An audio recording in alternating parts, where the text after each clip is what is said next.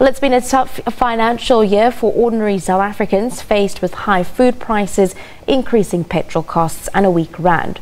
Well, making their rands and cents stretch has often been a tough juggling act. The price of food this year went up by at least 5%. This means that buying a basic food basket costs you between 4 and 12 rand more on each item. Meat, vegetables and wines are some of the items most affected.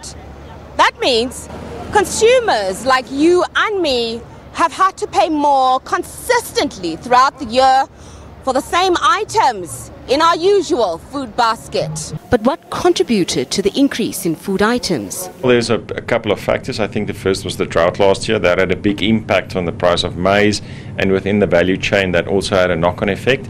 Surprisingly though, maize prices went down, making staple foods such as bread, maize meal, cheaper for the average household, while meat prices went up by 15% this year.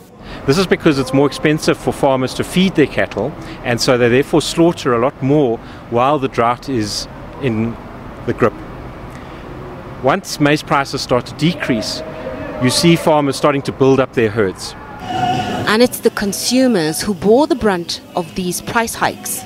So, for those of us on a tight budget, all the extra rands and cents added up at the end of each month, often overstretching our meager budgets. It's expected that maize and meat prices should stabilize, but persistent drought in some provinces could challenge this. Specifically the Western Cape, the Northern Cape and the Eastern Cape. And these are the provinces we're very concerned about. Agri-SA believes it will take another 2 years before the food prices even out. Some good news for consumers heading into the new year. We'd probably see, and this is somewhat speculation, but we'd probably see food prices going along in line with average inflation next year. Nozintombi Mia, SABC News, Johannesburg.